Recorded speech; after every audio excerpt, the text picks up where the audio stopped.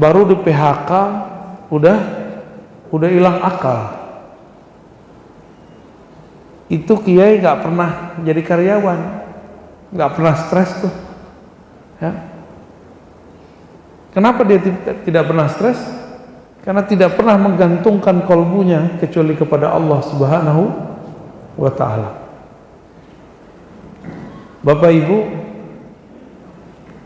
bagi yang akan menyongsong 40 tahun atau yang sudah 40 tahun, maka harus berubah cara berpikirnya dari berpikir materialis menjadi kerohanian. Syukur itu bukan dari masalah fulus saja. Nabi mengatakan, nikmat terbaik yang kamu minta adalah al-afiyah, sehat. Coba, udah lihat belum teman kita duitnya banyak, penyakitnya banyak, habis gak duitnya? Habis. Udah lihat belum orang biasa, sedang mungkin rezekinya nggak bagus, tapi dia sehat. Banyak orang begitu. Sebenarnya orang-orang yang sehat itu dia dapat kekayaan lain, yaitu kesehatan dan faragh, kelapangan waktu, nggak sibuk, banyak waktu dengan keluarga. Bagi saya, waktu yang banyak bersama keluarga itu bagian dari kekayaan. Bener nggak? Yang dulu pernah sibuk, pernah lama di luar rumah, itu miskin itu, walaupun duitnya banyak. Orang-orang yang banyak hidupnya di luar dan dia kemudian jauh dari pasangannya, jauh dari anak-anaknya, fahuwa miskin. Ini saya lagi miskin ini Pak, udah 3 hari nggak ketemu anak kan, miskin itu. 3 hari nggak ketemu pasangan, miskin. Dulu guru kami mengatakan, ya miskin, ya, wahai orang miskin. Apa artinya? Wahai orang malang.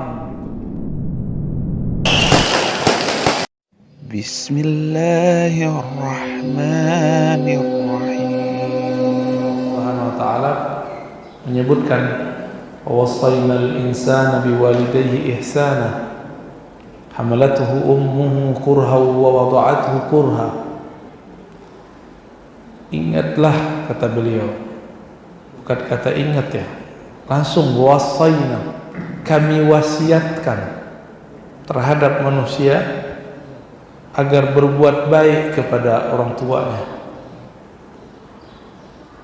Orang tuanya itu sudah hamil dan menyusuinya selama beberapa lama dalam keadaan kurhan ala kurhin, dalam keadaan yang tidak mengenakkan. Kurhan itu perasaan terpaksa atau enggak enak. Makanya ada ngidam itu dari kata kurhan. Ibu-ibu kalau lagi hamil, kadang bau badan suami aja nggak suka, ya. Bau ini nggak enak, bau itu nggak enak. Ada kejadian seperti itu. Udah nemu. Lalu setelah Allah mengatakan kata kurhan, disebutkan itu wa hamluhu wa fisaluhu 30 syahra. Umur dia jadi bayi, dibesarkan oleh orang tuanya, mulai dari hamil sampai disusui 30 syahra, 30 bulan. 30 bulan itu berapa tahun? Hamil di kandungan plus menyusui. Ya, menyusui berapa tahun? Ditambah dengan hamil 9 bulan, jadi berapa tuh? Sekitar itu ya, 29 atau 30 secara bulan syamsiah mungkin 29, tapi bulan Qamariyah 30, ya 30 jadinya 30 tahun. Falamma balagha asyuddahu, ketika sudah sampai dia baligh atau baligh sampai kepada arba'ina sanah, 40 tahun. Qal, maka dia berkata, ini perintah sebenarnya agar kita mengatakan itu. Rabbi auzi'ni an ashkura ni'mataka allati an'amta 'alayya wa 'ala walidayya. Ya Rabb, auzi'ni. Waza'a artinya sebarkan, limpahkan. Rabbi auzi'ni, ya Allah limpahkanlah rasa syukur yang dengannya aku bersyukur kepada nikmat-nikmat Engkau. Bapak Ibu yang sudah sampai umurnya 40, ada kesadaran itu, maka masuk ke dalam ayat ini. Ada orang sudah 40 tahun tidak ada kesadaran itu, berarti dia belum dewasa. Ada orang baru umur 15 tahun, 20 tahun, dia sadar dengan umurnya. Walaupun secara biologis umurnya baru 15 tahun, 20 tahun, 25 tahun, orang ini sudah disebut dewasa. Jadi ada umur biologis arba'ina sanah, 40 tahun. Ada umur ruhani, ashkura ni'mataka allati an'amta 'alayya, ditandai dengan rasa bersyukur kepada Allah. Habis rasa bersyukur apa? Mendoakan kedua orang tua, mendoakan keturunan. Ini masih mendoakan dirinya sendiri ya. Lalu ada karakter di belakang situ, karakter taubat. Lalu karakter menjadi orang yang muslimi, yang tunduk. Maka berdasarkan surat Al-Ahqaf ini, Rabbi auzi'ni an ashkura ni'mataka allati an'amta 'alayya wa 'ala walidayya wa an a'mala salihan tardah wa aslih li fi dhurriyyati inni tubtu ilaika wa inni minal muslimin. Maka seorang yang disebut berusia matang itu bukan berdasarkan umur semata, tapi ada karakter yang disebut orang dewasa. 1, syukur. 2, suka mendoakan kebaikan untuk diri, keturunan, orang tua. Yang berikutnya, suka bertaubat. Dan yang terakhir, berserah diri patuh kepada Allah Subhanahu wa taala. Nah, di situ ada doa wa aslih li fi dzurriyyati. Perbaiki aku dan keturunanku. Jadi doanya enggak hanya untuk diri sendiri, tapi juga untuk keturunan. Nah, kata aslih tidak hanya perbaikan dalam bab rezeki. Ini Bapak Ibu, mohon maaf, banyak orang tua mendoakan anak cuma persoalan rezeki, lancar rezeki nak, gitu, cuma itu, tapi tidak mendoakan sampai urusan akhirat ya. Maka ayat ini menyindir kita semua, apakah kita sudah benar-benar dewasa atau masih berpikir seperti anak remaja. Udah lewat 40 masih hura-hura, gak jelas, ngumpul-ngumpul gak jelas ya. Belum ada karakter kedewasaan. Di dalam surat Yasin, wa man nu'ammirhu nunaqqishu fil khalq ya. Sering dibaca itu ya. Siapa yang kami panjangkan umurnya, maka kami kembalikan penciptaannya.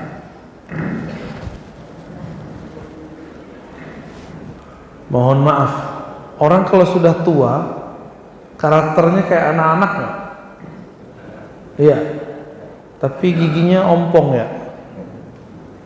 Anak kecil giginya belum tumbuh, lucu. Kalau udah tua, keriput, ya. Udah sepuh. Kalau anak kecil ngompol, lucu. Tapi kalau udah gede, ngompol nggak lucu. Tapi itulah faktanya. Wa man nu'ammirhu nunakkishu fil khalq. Orang yang kami panjangkan umurnya, maka dikembalikan karakternya seperti anak kecil. Gampang sedih, ya, gampang tersinggung, ya, manja, cari perhatian. Nah, jika ini terjadi pada keluarga kita, orang tua kita, atau siapapun, itu secara harfiah normal. Emang begitu. Memang harus terjadi apa? Orang udah tua, kembali karakternya. Nah, Bapak Ibu yang berkat Allah,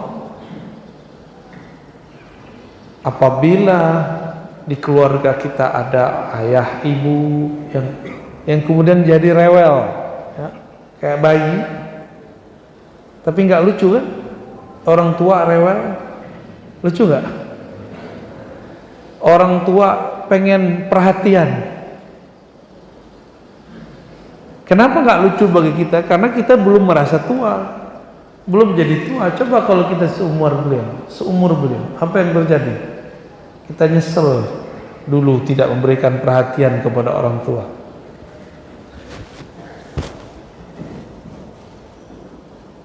Nah, itu dua ayat itu penting sekali tuh.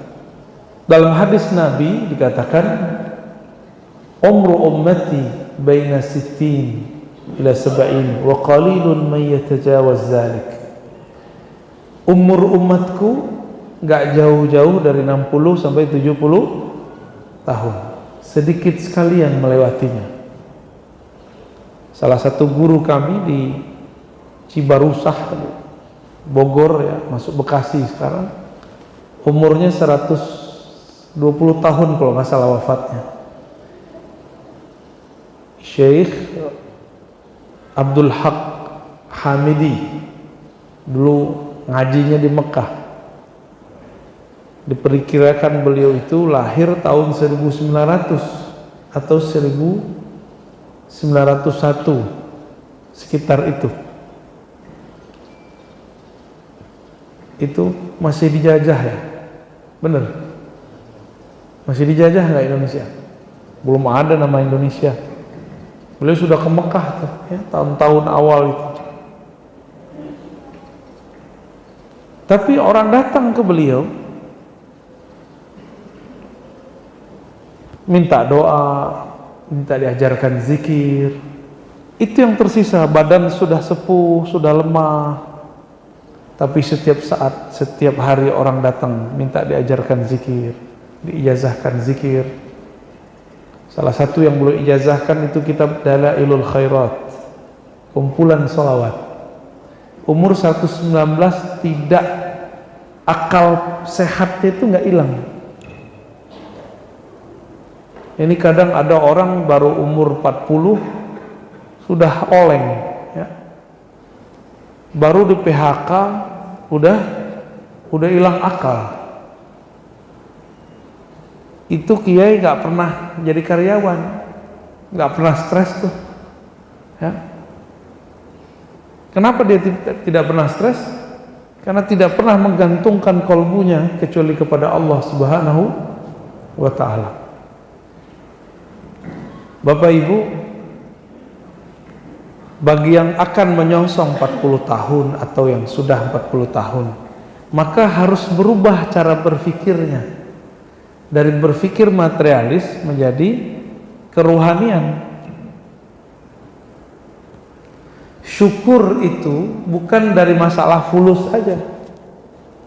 Nabi mengatakan, nikmat terbaik yang kamu minta adalah al-afiyah, sehat. Coba udah lihat belum teman kita duitnya banyak, penyakitnya banyak, habis nggak duitnya? Habis. Udah lihat belum orang biasa, sedap, mungkin rezekinya nggak bagus, tapi dia sehat. Banyak orang begitu. Sebenarnya orang-orang yang sehat itu dia dapat kekayaan lain, yaitu kesehatan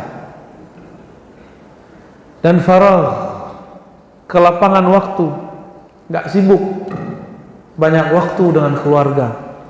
Bagi saya, waktu yang banyak bersama keluarga itu bagian dari kekayaan. Bener nggak? Yang dulu pernah sibuk, pernah lama di luar rumah, itu miskin itu, walaupun duitnya banyak. Orang-orang yang banyak hidupnya di luar dan dia kemudian jauh dari pasangannya, jauh dari anak-anaknya, fahuwa miskin. Ini saya lagi miskin ini Pak, udah 3 hari nggak ketemu anak kan, miskin itu. 3 hari nggak ketemu pasangan, miskin. Dulu guru kami mengatakan, ya miskin ya, wahai orang miskin. Apa artinya? Wahai orang malang gitu. Sungguh malang dikau. Punya duit tapi jauh dari istri, punya duit tapi jauh dari anak. Bapak Ibu yang dimuliakan Allah, ukuran kita kaya itu selalu duit. Akhirnya kita sibuk di luar, ya, sibuk kemudian mengurusi hal-hal yang menurut kita bisa membahagiakan mereka. Padahal anak-anak itu belum tentu bahagia kalau kita lama-lama di luar, ya. Maka adalah hadis Imam Bukhari, ni'matani maghbunun fihima katsirun minan nas. 2 nikmat yang kebanyakan orang luput menyadarinya, luput untuk mensyukurinya, bahwa itu adalah kekayaan besar. Apa itu? As-sihah wal faragh, sehat dan waktu luang yang banyak. Maka yang masih punya waktu bersama keluarga, walaupun rezeki tidak seperti orang luar, tapi nikmatilah, ya. Dan orang Indonesia ini kan hidupnya paling santuy, benar ya? Corona nggak corona, santai. Makan tetap 3 kali sehari, ya. Ya benar. Kita ini sangat santai, maka angka stres di negeri ini tidak terlalu banyak dibandingkan negeri yang kata orang sangat maju. Kita dijajah dengan kendaraan-kendaraannya. Negeri Jepang itu angka stres hampir tiap hari ada, apalagi ada musim-musim PHK. Di sono orang bilang gaji 20 juta itu paling kecil. Ya iya, biaya hidupnya kan besar. 20 juta sama kayak kita gaji 2 juta di sini. Bayar apartemen, bayar pajak, bayar ini, kendaraan mereka bikin kendaraan untuk kita yang menikmati orang Indonesia. Mereka naik apa Pak? Naik kereta api, bukan kereta api juga ya, kayak komuter lain.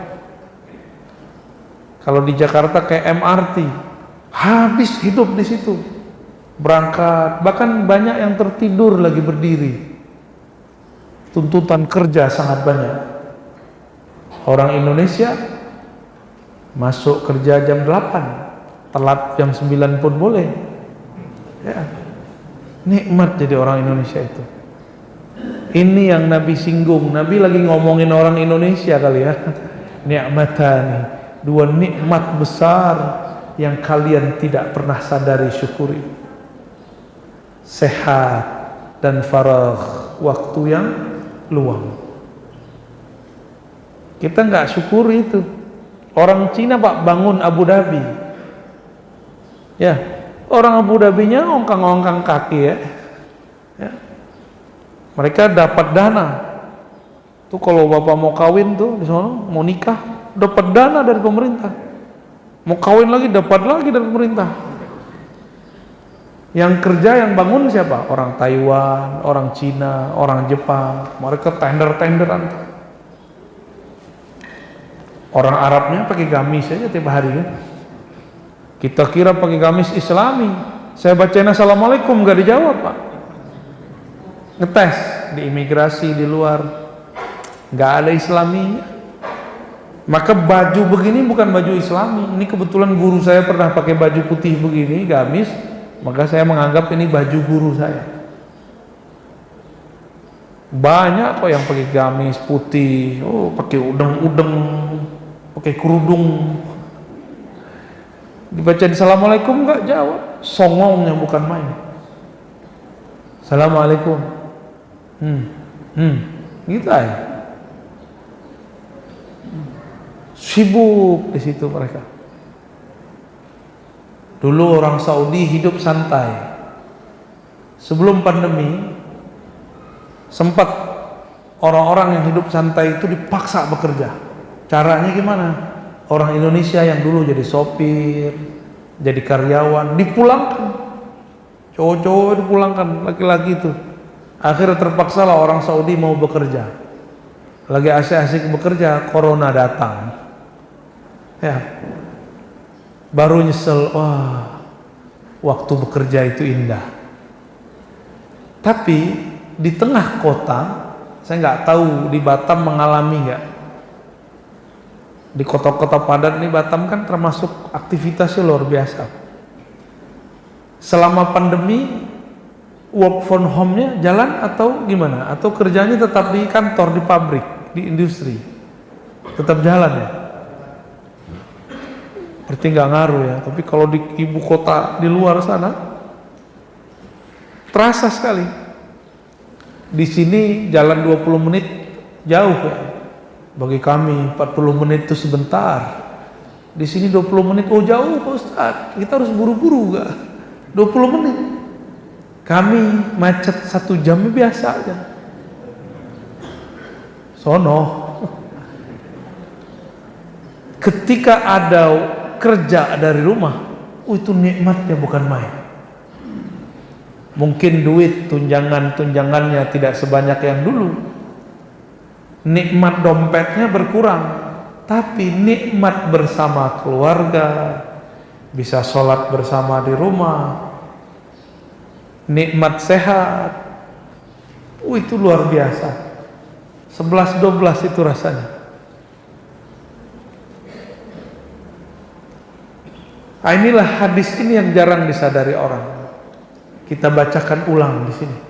2 nikmat yang jarang disyukuri. 2 nikmat yang bakal disesali. Nikmat sehat, nikmat waktu luang. Ini saya lihat nih banyak yang nafsu makannya Masya Allah ya. Suka makan itu tuh, isi perutnya kambing. Bukan kucing Pak, sapi, apa tuh namanya tuh? Jeruan. Aduh, sesekali bolehlah Pak ya. Apa yang kita makan di waktu muda, lalu jangan salahkan jika itu menjadi beban di masa tua. Dulu suka minum-minum di masa muda, ya sudah nikmati, rusak saluran pembuangan airnya ketika sudah umur 40. Dulu di waktu muda suka makan gaji-gaji ya. Suka gaji kan sama gaji ya, beda hak sama enggak aja ya. Suka digaji sama suka makan gaji ya. Itu kan nggak baik sering-sering untuk darah kita. Tapi karena selera nggak bisa ditahan, makan tiap hari. Belum 40 tahun udah kolesterol, hipertensi. Ditambah nggak mau mengamalkan sunnah Nabi, berbekam. Tahu bekam Pak? Ini saya mengimbau, terutama orang Sumatera, orang Batam, bekamlah tiap bulan. Jangan cuma minum pil untuk membersihkan darah, mengencer darah. Ini bahaya. Buang darahnya. Gimana caranya? Dibekam. Karena makanannya itu santan-santannya, masya Allah tuh ya. Gulai apa namanya? Gulai cincang apa? Masya Allah. Sayang nggak sama badan? Ya. Suka tengkuknya suka berat nggak? Nah itu cuma bisa dibekam Pak. Dipijit nggak bisa, dikasih obat nggak cukup. Itu cuma bisa dibuang. Nabi Yuna Muhammad Sallallahu Alaihi Wasallam setiap kali terasa berat bagian kepala belakangnya atau punggungnya, maka beliau berbekam. Imam Ahmad bin Hambal, meskipun di hadis Nabi diberikan hari-hari bekam, tapi bagi beliau hari bekam itu bukan hari A, B, C, D. Hari bekam itu hari di mana punggung kepala terasa berat, langsung dibekam. Jadi Nabi mengatakan, alaikum bisyifa'ain, hendaklah kamu berobat dengan cara dua hal. Yang pertama dengan bekam, yang kedua dengan madu. Ini madunya madu apa Pak? Madu yang asli apa palsu? Madu yang kalau dibawa pulang ibu-ibu marah ya. Pahit kalau itu bikin kepala tambah pusing gitu ya. Sungguh aneh orang Indonesia. Banyak hutan di negeri ini tapi madunya impor. Ya. Tubuh kita ini cocoknya dengan hasil negeri ini. Tapi kalau mungkin sudah pernah keluar negeri, cocoknya memadu yang lain. Jangan senyum-senyum Mbak. Kayaknya salah paham nih. Nah, kepada kawan-kawan saya, sahabat-sahabat, adinda-adinda yang masih muda, mulailah makan yang sehat. Mulailah kalau setiap bulan itu bekam. Kami kawan-kawan di Ribat yang ikut majelis, itu semuanya wajib dibekam. Mau laki, perempuan, ikhwan, akhwat, bekam wajib. Kenapa? Ternyata Rasulullah SAW ketika Mi'raj, Jibril pernah mengatakan, hai Muhammad, sampaikan kepada umatmu agar mereka berbekam. Maka Imam Ibnu Qayyim menyebut bekam itu pengobatan langit, asy-syifa as-samawi, pengobatan dari langit. Ya, coba aja Pak, ya. Kepala berat, dibekam, beres tuh. Tapi kalau beratnya di sini, nggak bisa dibekam Pak. Kalau di sini, itu sakunya harus diisi itu kayaknya. Tapi kalau di belakang sini yang berat, saku tebal, saku tipis, dikeluarin aja pakai alat bekam. Nah, coba dirutinkan dari sekarang. Rasakan nanti kalau umur 40 atau yang sudah di atas 40, rasakan tiap hari, tiap bulan, punggung kita terasa tidak capek. Ya.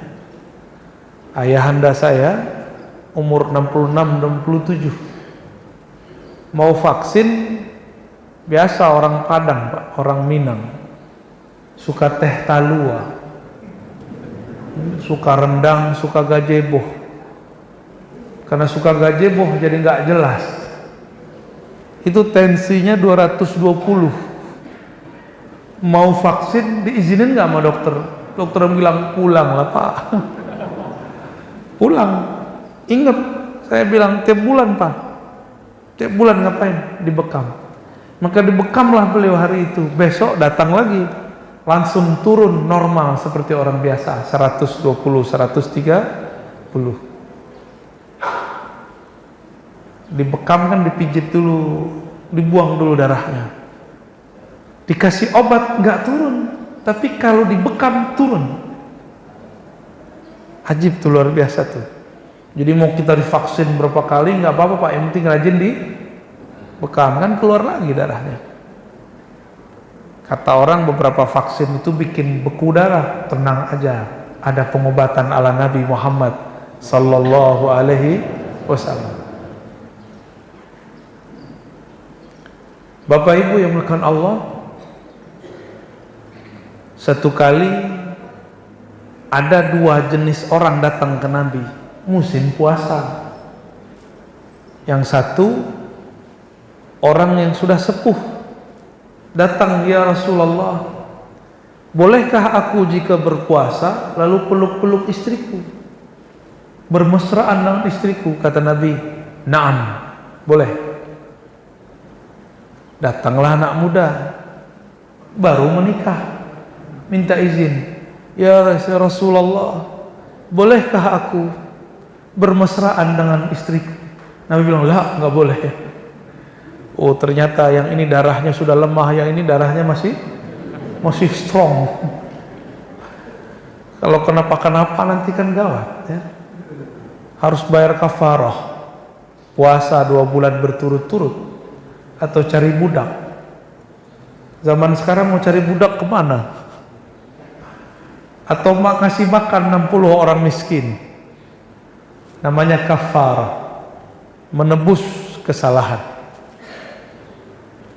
Berarti memang ada persoalan di darah itu, Bapak Ibu ya.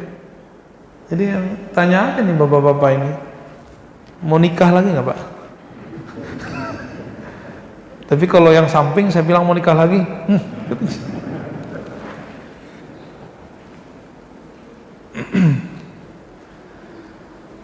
Nabi Shallallahu Alaihi Wasallam mengisahkan kepada kita bahwa Nabi Isa ketika diangkat umurnya sekitar 32 atau 33 tahun. Umur saya lebih dikit Pak, udah 35 mau 36 ini. Jadi lebih tua dikit dari muka Nabi Isa. Jadi Nabi Isa sekarang kalau kita ketemu umur 32, ternyata itu umur orang paling aktif, bekerja paling sibuk, karir sedang menanjak, semangat bekerja pun nggak bisa kayak udah lebih hebat dari robot lah. Umur-umur segitu. Kalau disuruh nikah tuh udah dahsyat juga tuh. Tapi Nabi Isa belum sempat menikah sudah diangkat ke langit. Nanti semua kita kalau diizinkan Allah masuk surga, umur kita seumur Nabiullah Isa, umur 32 atau 33 tahun. Jadi tenang Pak, nanti kita seumuran. Saya nggak manggilnya bukan Pak, saya manggilnya Bro, Mas Bro.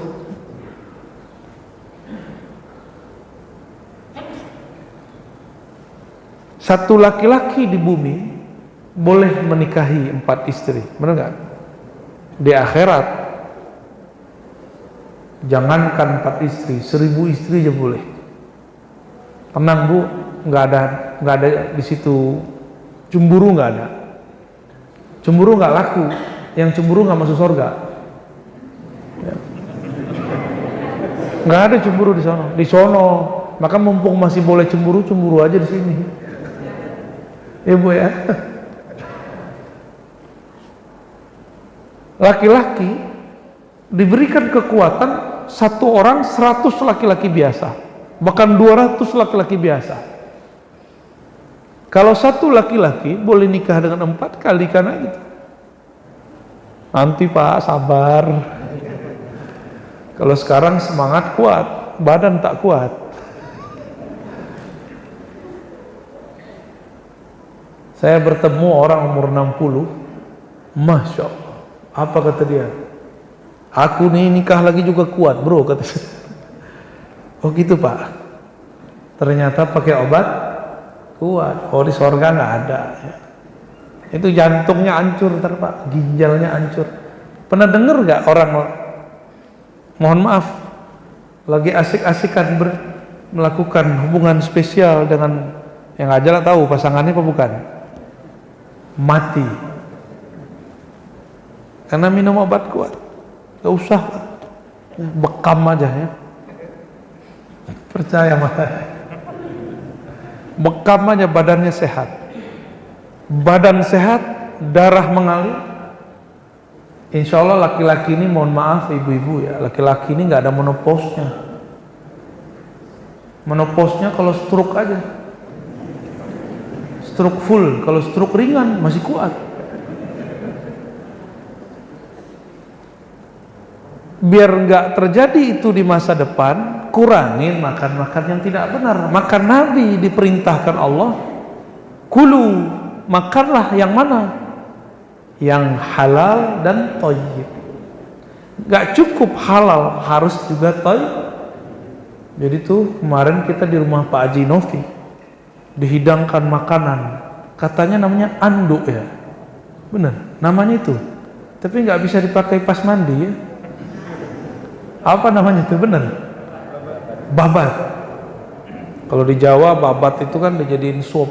Di sini udah babatnya masalah, kuahnya lebih masalah lagi, santan lagi. Itu kalau badannya kurang-kurang sehat Pak, langsung tuh naik tensinya tuh ya. Nggak thayyib. Maka coba dengar kata dokter, Pak, jangan makan ini. Tapi biasanya kalau dokter yang ngomong Bapak Ibu terima ya. Kalau ustadz ngomong terima nggak? Hah?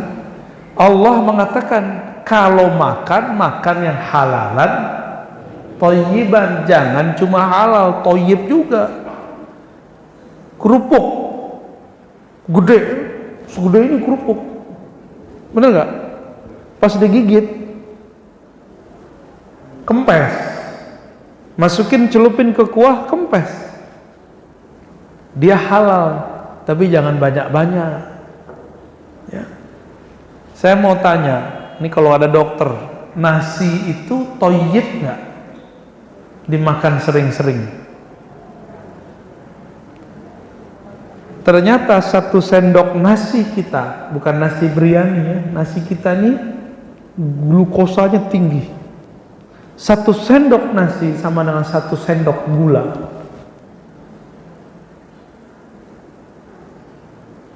Udah begitu makannya sehari 3 kali.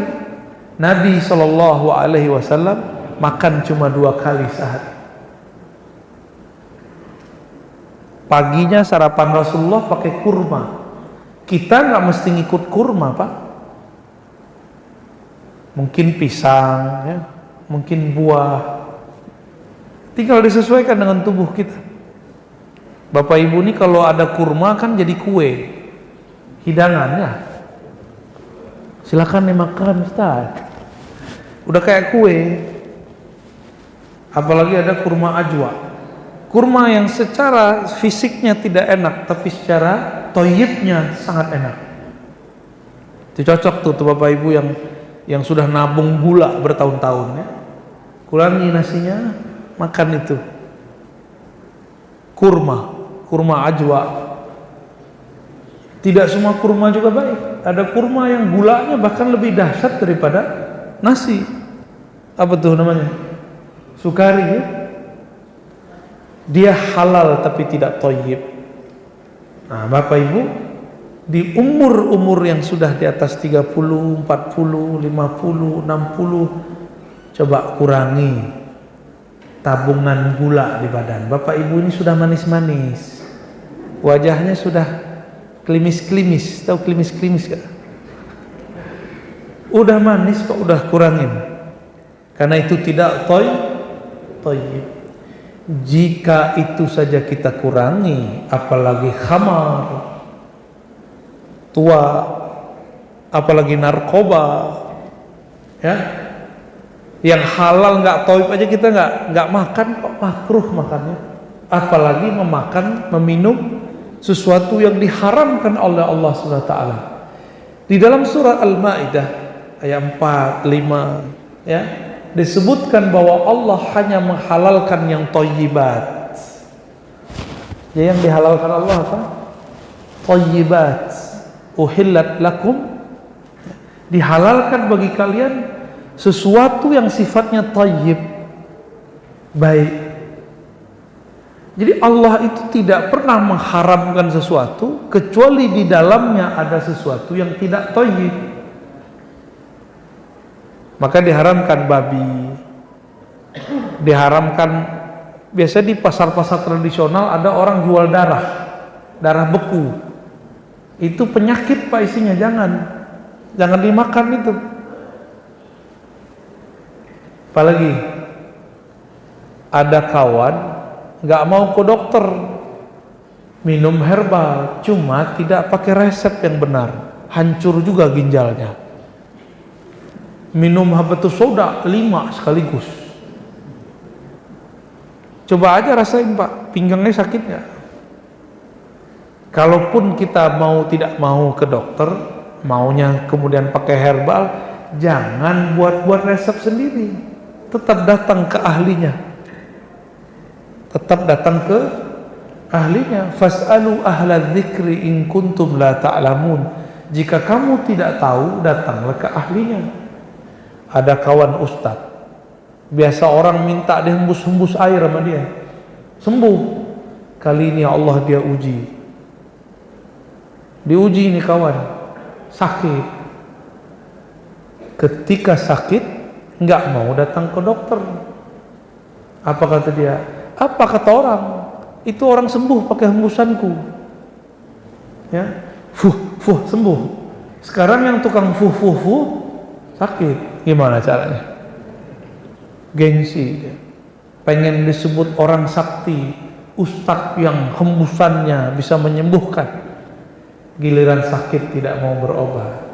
Tambah sakit. Ternyata terbersit di hatinya pengen disebut orang kayak wali nggak perlu berobat. Emang begitu ya, wali nggak perlu berobat ya. Nabi kalau sakit pun masih berobat Pak. Tadawu wa ibadallah, berobatlah hai hamba Allah. Hadis riwayat Ibnu Majah, kualitasnya hasan. Ini perintah Nabi.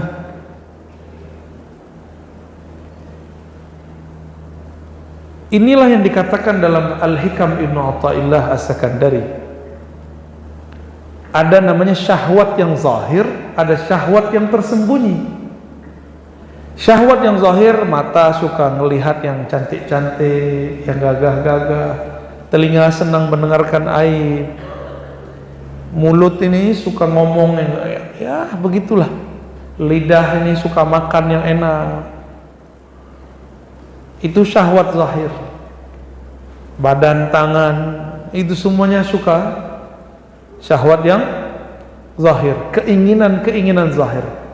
Ternyata ada namanya keinginan yang tersembunyi, syahwat tersembunyi, ingin disebut mengamalkan sunnah, maka dia minum herbal aja, nggak mau ke dokter. Padahal kalau Nabi hidup hari ini, kira-kira Nabi membolehkan nggak ikut kedokteran, ikut para dokter, boleh nggak? Gimana ayo kira-kira? Saya mau cek Pak. Ada yang ngerti sejarah bekam nggak?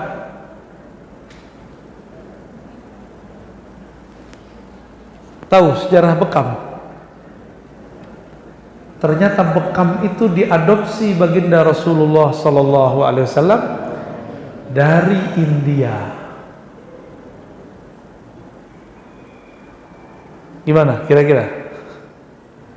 Nabi Muhammad Sallallahu Alaihi Wasallam menganjurkan orang mengkonsumsi kis atau kustul hindi. Hindi artinya apa? India. Tapi Hindi ini juga berarti negeri Nusantara. Karena Indonesia dulu disebut India Belanda atau India Timur. Saya cek di kitab-kitab jadul, kitab-kitab lama, negeri kita ini disebut dengan Al-Hind Al-Aqsa. Oleh Syekh Abdul Ghani An-Nabulsi disebut Aqsal Hind. India apa istilahnya? India ujung, India udik. Nah ini kita nih. Bedanya sama India he, hidungnya mancung ke dalam. Ya, bener ya. paling cuma beberapa yang hidungnya mancung keluar nih. Udah begitu ditutup lagi pakai masker, dia tambah hilang.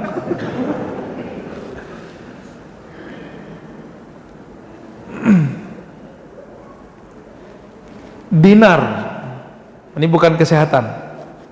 Dinar itu transaksi, alat transaksi yang digunakan Rasulullah SAW mengadopsi apa yang sudah dipakai oleh orang Romawi Persia.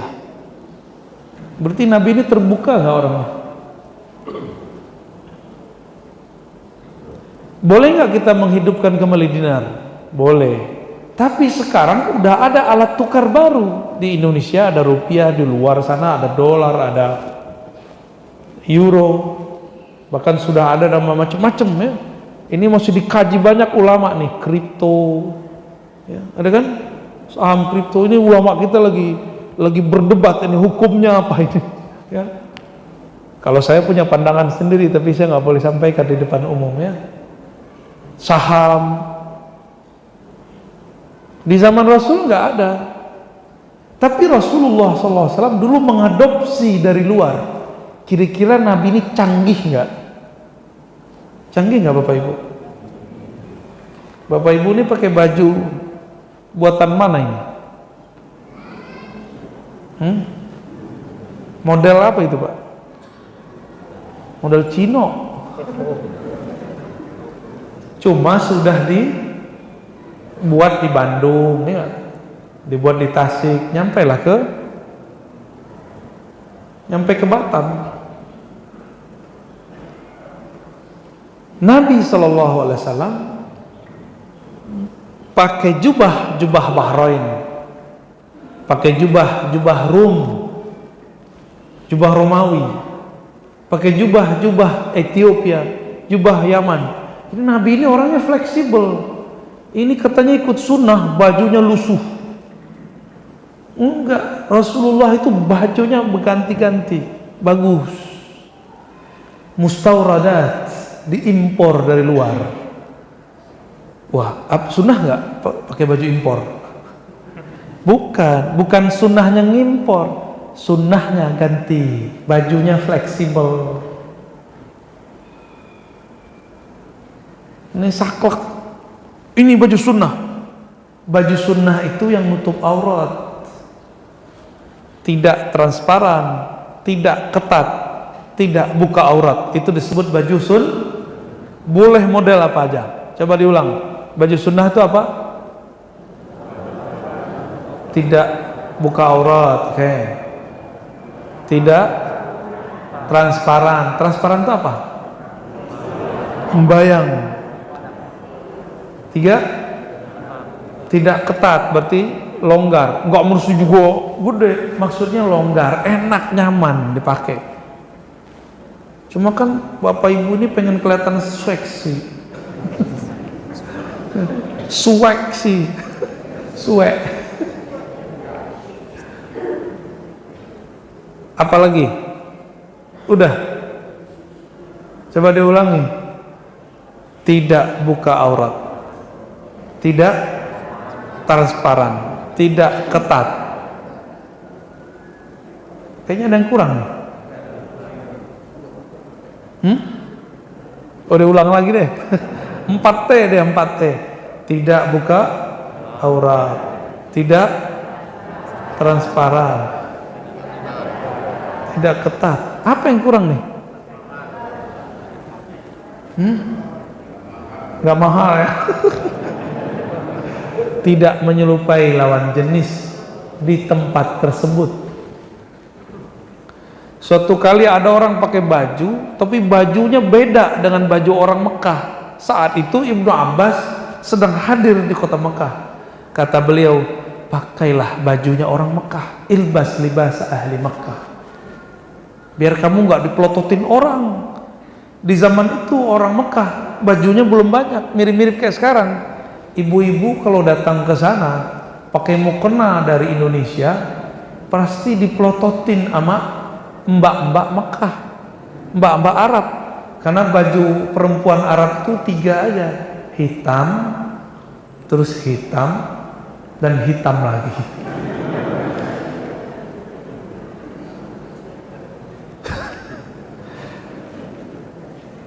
Dulu saya jalan sama istri saya di hotel tuh, di bawah tower itu.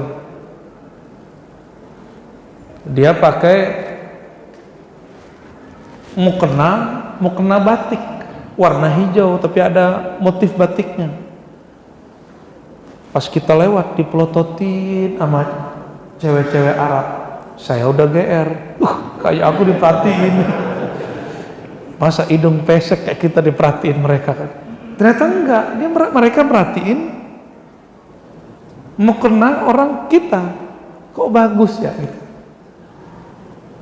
Saya baru sadar ketika kita ke Turki, orang mbak-mbak, uni-uni, ibu-ibu ini kan senangnya jilbab ala Turki. Ternyata di Turki orang senang jilbab kita. Bergo, apa namanya? Bego apa bergo? Bergo ya. Itu mereka senang sekali. Tapi mereka kalau pakai tetap cantik. Kalau kita udah pakai jilbab mereka, tetapnya hidung nggak maju-maju, muka nggak tirus-tirus juga jadinya. Ya begitulah nikmat yang Allah berikan kepada kita. Bergo harga 20 di sini, di sono bisa 5 kali lipat. Kawan saya ada orang sana. Bapak Ibu yang melakukan Allah, di Turki laki-laki pakai kopiah begini di masjid aneh. Cuma imam masjid pakai serban. Orang biasa di luar-luar tuh enggak, itu dilarang bahkan kalau pakai tutup kepala. Apalagi di kampus-kampus, di kantor-kantor, itu dilarang keras. Di Turki itu maulid pun diatur, nggak boleh bikin maulid kalau ada izin. Di Indonesia maulid tiap hari, 40 hari 40 malam juga boleh ya, bener nggak? Nikmatnya hidup di Indonesia. Saya nggak tahu di jiran kita gimana ya, apakah maulid boleh tiap hari? Mungkin boleh, tapi jangan berisik-berisik, jangan nutup jalan mungkin. Di Indonesia itu boleh tutup jalan ya, kalau polisinya larang bisa polisinya ditutup. Dahsyat itu orang Indonesia itu ya, santai, tapi sedikit diganggu kesantaiannya bisa langsung tegang, beringas langsung. Pak polisi aja kemudian harus mundur, teratur. Hidup negeri paling santai, al-faragh. Maka saya menerjemahkan ni'matani, dua nikmat yang jarang kamu sadari, syukuri. Al-faragh, nikmat santai. Dan nikmat itu ada di negeri kita. Udah pandemi begini, kita masih santai. Karena santai itulah muncul imunitas yang kuat dalam badan. Kalau tegang, Masya Allah. Masih ingat gak zaman-zaman tegang awal-awal itu? Justru orang sakit itu karena dia tegang. Ya, ini pulang-pulang insya Allah sehat ya, amin. Insya Allah, apalagi udah sholat, udah duduk di masjid, kata malaikat. Jadi malaikat nih sekarang Bapak Ibu dari tadi nggak berhenti doain Bapak Ibu nih. Allahumma arhamhu, ya Allah turunkan rahmat kepada hambamu ini.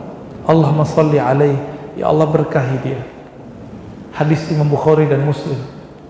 Madama fi musalla, selama dia masih duduk di tempat sholatnya. Ini kan tempat sholat kita semua. Dari tadi Bapak Ibu nggak sadar kan didoain malaikat. Itulah yang membuat energi rohani kita bawa pulang. Orang yang sering ke masjid lebih sehat daripada orang yang menahan dirinya di rumah. Maka alhamdulillah sampai sekarang nggak ada klaster masjid. Alhamdulillah nggak ada itu. Karena justru tambah kuat. Ada masa kalau kepala ini di atas terus, gampang sakit kita, dan dia harus sujud supaya darahnya turun, dingin, sejuk. Bapak Ibu yang makan Allah, inilah nikmat jadi orang yang tinggal di Nusantara, nikmat santuy. Ya, alhamdulillah, syukuri Pak. Ini kaya ini. Bapak tinggal di Jepang, Masya Allah, manusia udah kayak robot. Kayak robot manusia udah. Maka orang Jepang tuh buat film, pindah ke desa-desa, khayalan aja itu, gak ada. Mereka membayangkan tinggal di desa-desa. Kalau kita kota sama desa, bedanya gedung, belakang gedung udah kayak kampung. Jakarta Pak, Selipi, apalagi sebut semua gedung-gedung, itu nggak jauh dari sana udah perkampungan. Jakarta itu sholawatannya tiap malam, maulidatnya tiap malam. Saya datang ke satu tempat, saya tanya, di sini nggak pernah lockdown Pak? Lockdown apa kamu? Katanya bid'ah. Kami di sini maulid tiap pekan kita maulid, nggak tahu mau pandemi nggak pandemi, maulid. Masya Allah. Tapi pakai masker ya. Memang kalau maulid pakai masker nggak enak Pak. Sallallahu alaihi Muhammad. Ya mau gimana lagi? Kata mereka, yaudah kita ngalah. Maulid pakai masker, kita pakai masker. Cuma jaraknya sama aja ya. Satu kali saya pulang kampung Mbak ya, diundang ke masjid kampung saya, masjid kampung ibu saya. Ibu saya tinggal di Payakumbuh, nama kampungnya Tanjung Gadang. Saya diundang ke sana, itu bukan diundang, pulang kampung. Ternyata wakil pejabat nomor 2 di kota datang. Sholatnya dempetan nama kita. Waktu pengajian nanya dia, Ustaz, pertanyaannya ternyata mau nguji, mau mempermalukan saya di depan. Intinya apa? Kenapa Ustaz nggak pakai masker? Intinya itu. Kita kan lagi pandemi. Saya nggak tahu kalau dia itu orang nomor 2 di kota. Saya cuma bilang, maaf Pak, saya punya dokter rujukan lain. Mazhab kita beda. Mazhab saya bukan mazhab pakai masker. Orang pakai masker, orang sakit. Waktu itu masih perdebatan pakai masker. Waktu itu.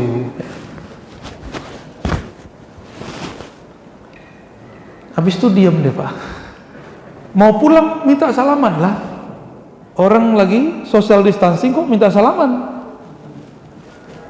Tapi begitulah. Jadi ternyata kita ini ngikut protokol pun cuma nutup hidung aja. Ya, saya yakin tuh maskernya udah berumur berhari-hari juga tuh. Gak sehat Pak. Terakhir yang mau saya sampaikan, sesuai dengan makna usia,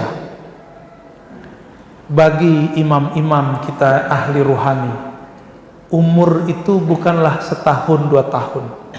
Umur itu kullu nafasin tatanaffas bih.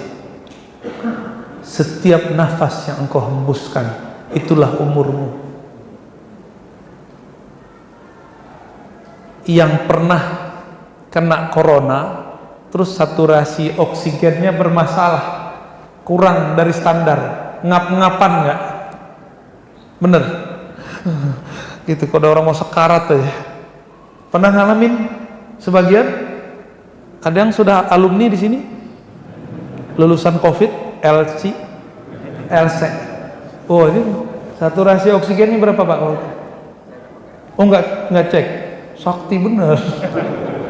Tapi sempat lemas. Ya itu kalau dicek oksigennya masalah itu. Dosen kami, guru besar kami, ya, Ibunda Khuzaimah, Profesor Doktor, mengalami hal itu.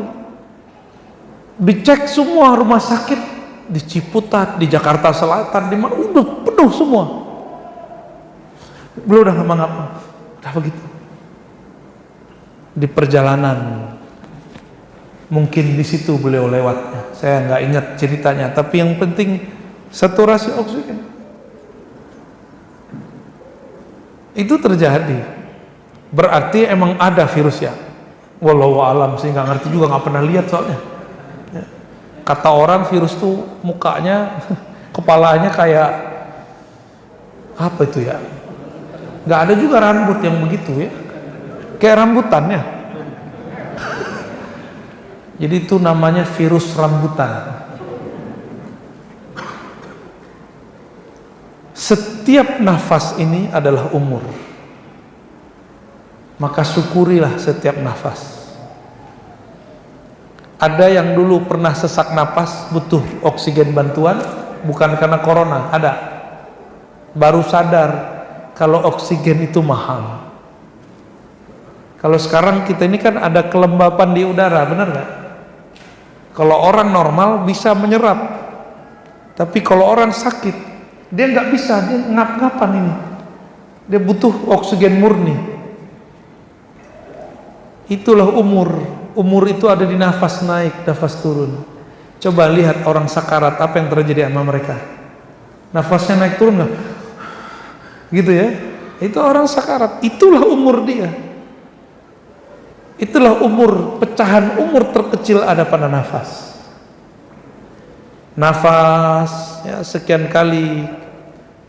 Kalau kita nafas itu berapa detik tuh Pak?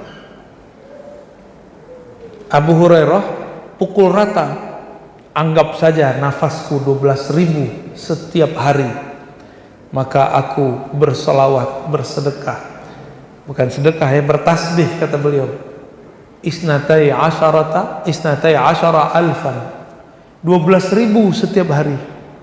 Jadi setiap mau tidur Abu Hurairah zikir 12.000, karena menurut beliau selama itulah dia bernafas. Abu Hurairah. Kalau abu-abu sekarang membid'ahkan zikir begitu, abu-abu.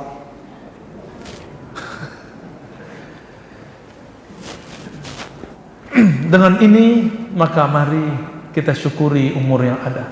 Semoga kita termasuk ke dalam orang yang balagha asyuddahu wa balagha arba'ina sanah, yang sampai umurnya balik cukup 40 tahun matang, dan dia mengatakan Rabbi auzi'ni an ashkura ni'mataka allati an'amta alayya. Ya Allah, bimbing aku, limpahkan rasa syukur ke dalam diriku. Doa kita seperti itu ya. Jadi setiap hari Pak coba doa, ya Allah bimbing aku mensyukuri nikmat. Bahasa Arabnya auzi'ni an ashkura ni'matak. Ya Allah bimbing aku untuk bisa mensyukurimu. Jadi kita bisa syukur pun Allah yang bimbing. Maka jangan minta pahala dari amal. Kenapa?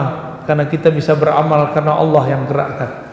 Semoga yang hadir ini diberikan sifat syukur oleh Allah Subhanahu wa taala. Amin ya rabbal alamin. Apa tanya jawab nih? Ya? Ustadz akhir zaman. Maksudnya apa ini? Bagaimana pandangan Buya tentang seorang ustadz yang ceramahnya selalu memprediksikan terjadinya hari kiamat, tapi selalu meleset? Waduh, Bapak ini tega juga nanyanya ya. Padahal statementnya selalu disertai dengan dalil-dalil yang katanya itu hadis Nabi Muhammad sallallahu alaihi wasallam. Bagaimana cara menyikapinya? Mukmin itu nggak pernah jatuh di lubang yang sama 2 kali. Ini kawan udah jatuh berkali-kali. Cuma retorikanya dahsyat. Sekarang karena dalil sudah tidak kuat, pakai mata batin. Menurut mata batin saya. Emang bisa begitu tentang kiamat? Nggak bisa begitu ya. La ya'lamul ghaiba illallah. Besok itu gaib. Nggak usah besok, tar aja gaib. Tidak ada yang tahu masa kegaiban itu kecuali Allah. Hatta Nabi Muhammad diberitakan bahwa Mekah akan difutuh, ditaklukkan. Turun ayatnya tahun ke-6. Ternyata baru qabul, baru wujud tahun ke-8. Nabi Muhammad aja nggak terang oleh beliau. Dikabarin iya, waktunya nggak tentu. Kiamat itu pasti, waktunya tidak tentu. Kiamat itu mirip dengan kematian. Dia pasti datang, tapi kapan waktunya hanya Allah yang tahu. Tetapi kekasih-kekasih Allah biasanya dibisikkan kalau waktunya sudah dekat. Tapi tidak diberikan waktu yang detail. Cuma indikator-indikator di hadis ini bisa kita pakai, namun tidak boleh memastikan. Saya pun punya prediksi, Pak, berdasarkan hadis Nabi. Apakah hadis juga? Tapi itu kan pemahaman saya bisa jadi salah. Dia salah nggak minta maaf kepada Allah, nggak minta maaf kepada umat yang sudah panik karena 15 Ramadan tidak terjadi dukhon. Masih ingat? Tahun lalu ya? Tahun lalu apa 2 tahun lalu? Tahun lalu. Orang Batam panik? Enggak, serius? Enggak serius maksudnya. Ngaku aja ikut panik ya. Saya tiap hari waktu itu dapat WA, capek juga balasnya, kita diemin aja. Hadisnya udah jelas palsu, masih dipakai. Tanda kalau dia nggak ngerti ilmu hadis. Ngerti bahasa Arab ya, nggak ngerti hadis. Ilmu hadis itu bukan setiap orang yang gelar LC ahli hadis, Pak. Tidak semua orang gelar SAG, sarjana alam gaib, sarjana agama maksudnya, itu ngerti hadis. Nggak semua doktor MA, LC, MA ngerti hadis. Hadis itu satu suatu ilmu yang mesti diseriusi dari ahlinya, dan nggak boleh setengah-setengah, bertahun-tahun harus bolak-balik buka kitab terus. Karena dia nggak ahli hadis, dapat berita begitu, percaya aja, sama statusnya kayak orang awam. Jadi ustadz kalau nggak ngaji hadis kepada ahlinya, cuma tahu ilmu hadis tapi tidak tahu ilmu takhrij, ilmu meneliti sumber hadis, sama aja kayak kita ini. Ya, ternyata hadisnya dhaif jiddan, bahkan matruk, semi palsu, dipakai karena nggak ngerti hadisnya. Ya, saya nggak tahulah siapa yang Bapak Ibu maksud ya. Tapi yang sampai ke saya kira-kira begitu. Selalu ada laporan. Belakangan kita dengar dia nyebut kata batinnya. Ya salah. Bapak Ibu, tanda akhir zaman itu banyak hoax. Karena hoax itu bahasa Arabnya dajjalun. Dajjalun ini kalau sudah banyak namanya dajjal. Sebelum si dajjal itu keluar, muncullah korban-korban hoax ini. Jadi hoax terbesar di alam semesta inilah zamannya. Mulai dari hoax Covid, hoax vaksin, hoax anti vaksin, hoax pro vaksin, hoax pro virus, hoax antivirus. Jadi hoax lawan hoax. Kasusnya sedikit, beritanya besar. Berita itu kan bisa dibuat-buat. Orang sudah aktivitas biasa, giliran mau akhir tahun diulang lagi ya, panik lagi ntar. Ya suka-suka kalian lah ya.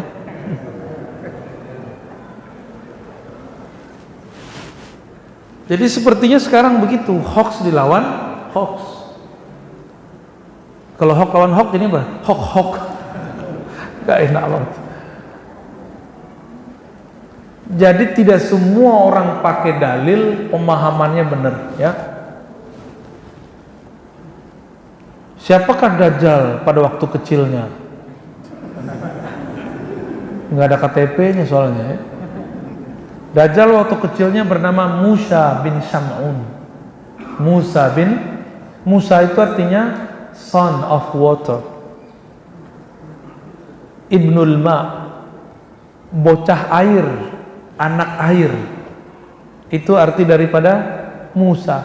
Maka ada 2 Musa dalam sejarah Al-Quran. Ada Musa Samiri, ada Musa bin Imran. Musa Nabiullah, Musa laknatullah. Ada 2. Jadi nama kecilnya Dajjal apa? Musa. Makanya Nabi Musa ketemu Musa, nggak manggil Musa, manggil nisbatnya Samiri. karena dia dari kampung Samara si Dajjal ini. Ma khatbuka ya Samiri? Ada apa kamu wahai Samiri? Dia nggak bilang Musa, kan Musa nama ini dia. Ya. Apa kaitannya dengan surah Al-Kahfi yang faedahnya menjaga pembacanya dari fitnah Dajjal? Bagus ya. Banyak yang bingung apa hubungannya Al-Kahfi sama Dajjal. Dajjal itu raja hoax. Hoax yang paling parah adalah hoax tauhid. Nanti ada masa paceklik. Kalau mengikuti sejarah Nabi 3 tahun, mungkin nanti juga 3 tahun baru dia keluar. Saat dia keluar lamanya 40 hari, 1 hari sama dengan setahun. Berarti rasanya berapa tahun? 40 tahun. Lama atau sebentar itu? Saya aja belum sampai 40 tahun, udah lama sekali hidup rasanya ya. Mau kembali ke masa kecil udah nggak bisa, udah punya anak kecil.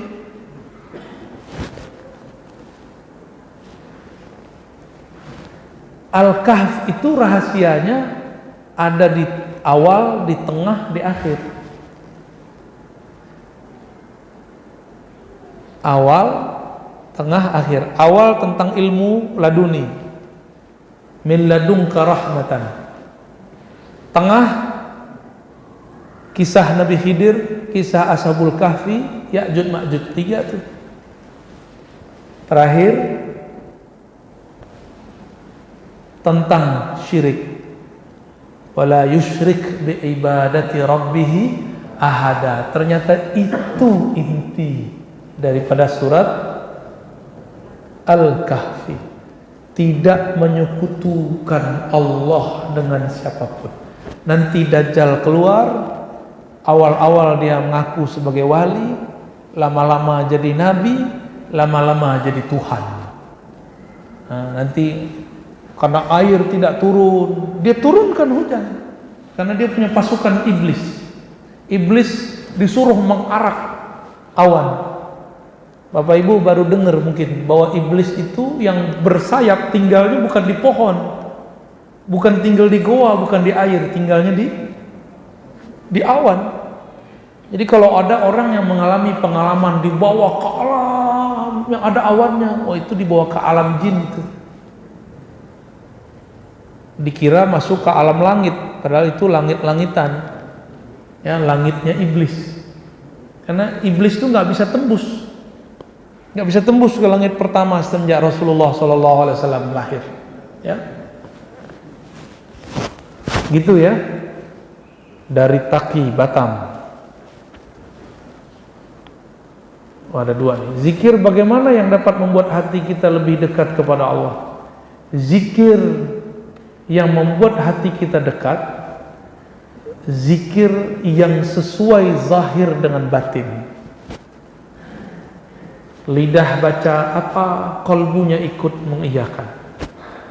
Sejalan zahir dan batin, maka zikirnya akan mendekatkan diri kita kepada Allah. Bagaimana cara kita menata hati agar mengurangi bisikan-bisikan negatif dalam hati? Pertama, bertawuzlah kepada Allah, berlindung kepada Allah. Dari siapa? Dari syaitan yang bernama Khannas. Jadi yang membisik-bisikkan di kolbu itu namanya Khannas. Langsung sebut, a'udzubillah minasyaitonirrajim, biismihi Khannas. Aku berlindung kepada Allah dari syaitan yang bernama Al-Khannas. Kabur dia Pak langsung. Insya Allah. Yang kedua, belajar tauhid yang benar. Yang ketiga, belajar fikih jangan terlalu ketat. Karena belajar fikih terlalu ketat membuat was-was. Belajar fikih itu yang santuy, ya, yang bisa kita bermanuver. Mazhab ini kan banyak, tinggal dipilih mana yang relevan untuk zaman ini. Bagaimana cara mendapatkan kolbu yang muttaqin? Dimulai dari awal ayat, Alif Lam Mim, dzalikal kitabu la raiba fi. Supaya kolbu dapat rahasia takwa, hilangkan raib. Apa arti raib? ragu, jangan ragu kepada Allah. Yang kedua, hudan lil muttaqin. Quran itu petunjuk. Petunjuk itu bagi orang bertakwa. Takwa itu kata Nabi ada di dalam dada. Maka carilah ilmu tentang yang di dalam dada ini. Bukan cuma ilmu berpakaian, ilmu zahir, tapi ilmu tentang rohani. Bagaimana cara hidup agar bisa husnul khotimah? Maksudnya apa nih?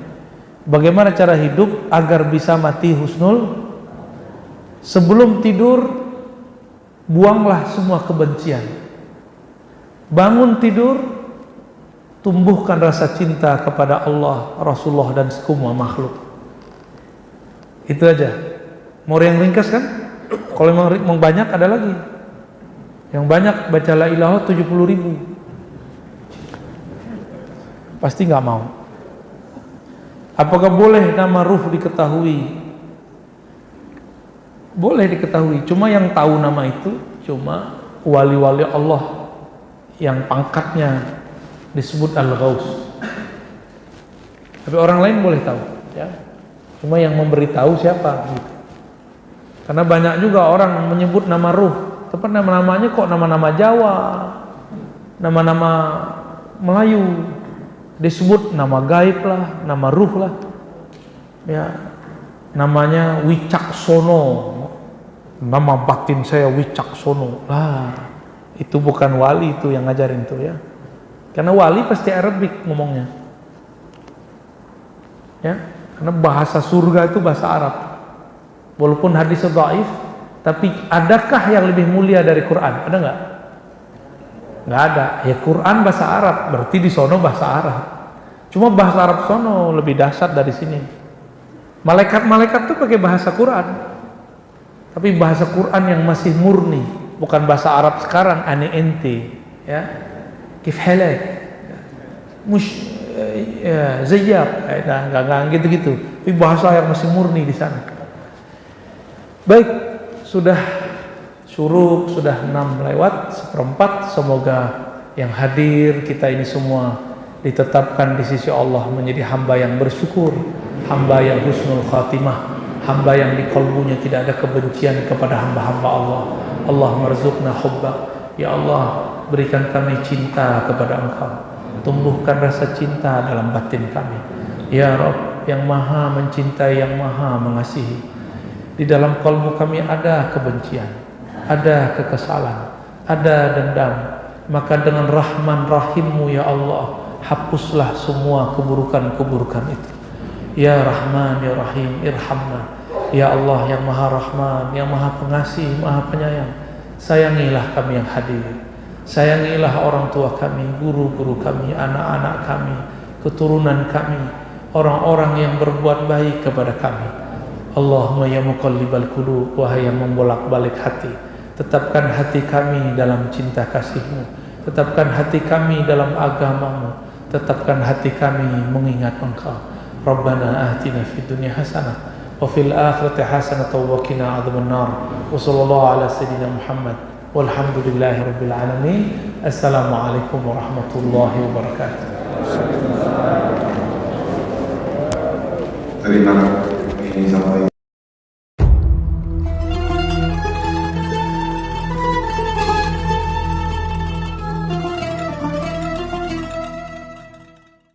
Alhamdulillahi Rabbil Alamin.